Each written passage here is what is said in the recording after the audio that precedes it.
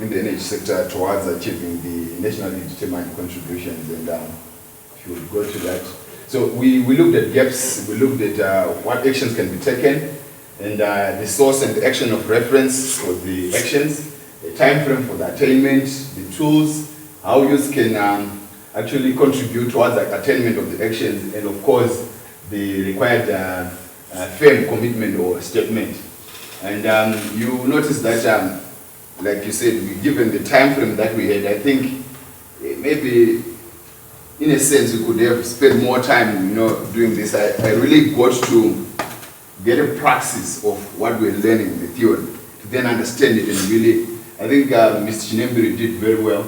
Him being a Nyati and I also being a Nyati. Muro. Yes, family Nyati. A low contribution of the renewable energy to the energy mix was a gap, and we couldn't combine this with the lack of energy sufficiency in the energy matrix itself to say that Zimbabwe is not producing enough energy to fulfill its need.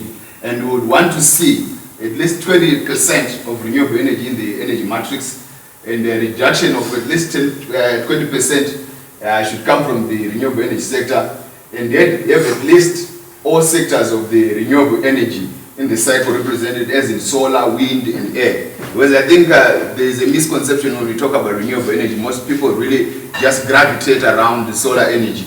And we were saying that we look at the renewable energy policy, the NDCs, the international frameworks and conventions that really speak towards green investment and renewable energy as an alternative and efficient source of energy to power our industry. And we looked at tools, and we thought that tax incentives, and of course, we did not focus on disincentives, because we would also then focus on them as we're going down to say we should discourage certain things that are not good towards the reduction of our national contribution. I'm going to be leaving the D, because I don't think the D should be there. The national contributions, I think it sounds much easier to say. Then of course, youth can contribute by learning skills to assemble and service renewable energy equipment. Government itself, it can also set quotas for youth representation across decision-making bodies and in terms of consultation, which we are also part of doing now. We are also participating in consultation, and as youth we are going to give an input. So of course, government has set that aside, and we also need to have training of technical skills in order to facilitate that crucial skills transfer as we go towards using the renewable energy. And I think the required statement of a firm commitment, if you could move the table a bit so that I can also see, is that government should by 2030 have at least 25% of Zimbabwe's energy coming from the renewable energy. We thought that we could aim that high so that when we are falling, we'll be among the stars so that we don't fall to the ground. And the next gap that we identified, and we think that this is an important thing, that government is still licensing coal investment, and we think that this, while there's been an explanation to say that we cannot sustain without coal investment, we really feel that there should be a staged out, phasing out, in fact a staged phasing out of coal and introduction of other alternative sources of energy. And we have the Cut-wise climate package, the international conventions, the Paris agreements. I think really the issue around the harmful way that coal impacts on our environment and the society at large is really there out. And I think we do not want to belabor ourselves with the sources and action for reference. Why? Because we believe that the board of knowledge is already there, and we didn't have time to really look at those particular kind of reference points. And we say that in terms of tools, we would need customs, duty-free, importation of efficient machinery and technologies, because you realize that while we are still dependent on coal-generated energy, Mr. Chinembiri told us that the equipment that is there is old and obsolete. So even if we would bring new coal digesters that are fast and efficient, it means that the energy that we are losing away to the inefficient and obsolete machinery, we can then reuse it. So for example, if we are having 100 megawatts powering 15 plants with old and obsolete machinery, and we renew that machinery, we would be now powering up to 20 or 25. And that means we become economically viable. And we say that youth can advocate and for the discouragement of investments in the coal sector, and also for the removal of fossil fuel subsidies.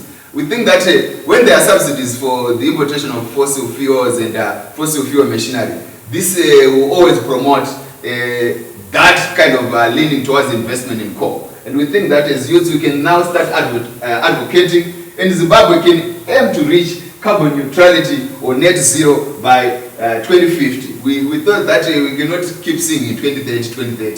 Sometimes we need to be smart. We need also to look at things that are attainable, and within the challenges that we have, the economic challenges, we may not be able to achieve that ideally by 2030, although we are looking at that as a vision. Then we talked about youth-based participation in decision making and youth of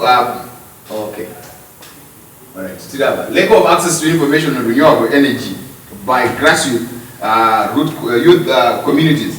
We said that there should be public engagement and basic capacity training, which is part of also what we are doing now. And it is also then a challenge for us to then cascade that as we go back to those groups that we represent, and also ensure that there are clear inclusion strategies. And I'm really excited to say that there's been a really cross-representation of gender within this group, and Madam Gulgul is already doing something which can actually incentivize you ladies to actually also take a leading role in towards these efforts to build our capacity, so that as youths we can also be able to collaborate and make sure that we use our right to the access our information in the constitution. We have the climate change policy. There's an information and education strategy that we can also leverage as referencing points. And at least by 2030, we should be able to, as CSOs, as community-based organizations, come up with abridged versions of climate change agreements,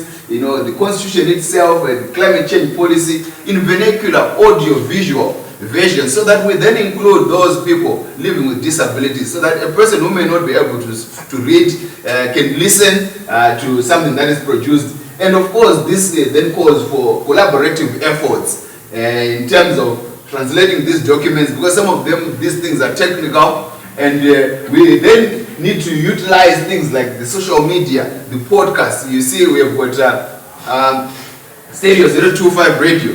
This is social media tools that we can use as youth to then ensure that there is access to information by those other groups.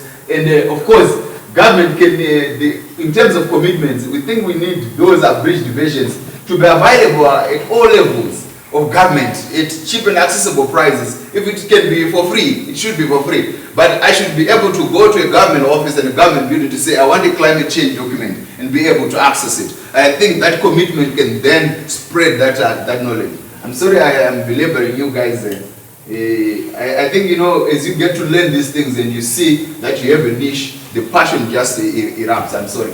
I wanted to kiss and to keep it short and simple, but it seems like these things are just taking me on.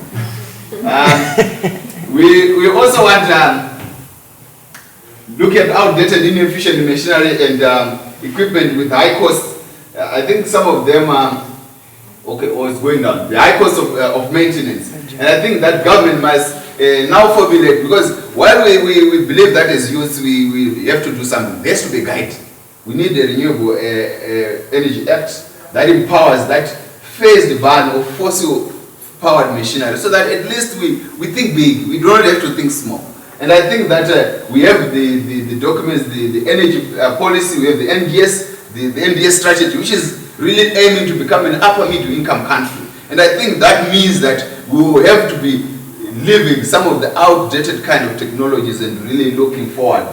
And of course, providing tax incentives as tools for green investment, but also importantly, to ring-fence local investment, to say that we should then, as we are giving the incentives, to say that if you are a local company, we are then going to give you this incentive. If you are a foreign company, we'll give you 25%, but if you're a local company, we'll give you 50%. Or we'll give you a tax-free threshold of up to 5 years, as long as you've made an investment of 100,000, of 100 million, set such targets, so that we've got our strives must see us. We've got our people that are already in business, but they need that incentive business will always go where it is wanted. And incentives are a good way. Rather than incentivizing the oligopolies and, you know, giving tax breaks for the kinds of Huawei's and the others, you know. 3 minutes, 3 minutes left. 3 minutes. So there is a barrier. Then let's go down. So I'll just, in 3 minutes, I'll just look at the 3 last gaps that we looked at. The lack of bankable ideas and projects by youths. You know, I got challenged. While we may have felt what we felt, I got challenged to say, even the document that Madam sent in our group, we had not read them. And I made it a point to then start reading last night. And I really got excited about what I did get. Sorry. And then there's also a barrier in terms of lack of, in terms of entry and lack of access to capital. Because this is a capital-intensive sector. And that is a barrier. Then, of course, the centralization of decision making and in approval of renewable energy processes. It has to go to Harare. And we are talking about devolution. We are talking about decentralization. And the Constitution of Zimbabwe is the devolution policy. And at least these things by 2030. And for youth, even though we do not then populate the whole table, I think we can start now local organic actions to push for devolution, because it helps us, it gives us the local level participation that we've always been clamoring for. And I think having said that, we need to also focus more on collaboration. And of course, most importantly, I did not put this one last as the list, because I wanted it to be the last thing that I would talk about, to say that in everything that we do, we need to think gender. Thank you.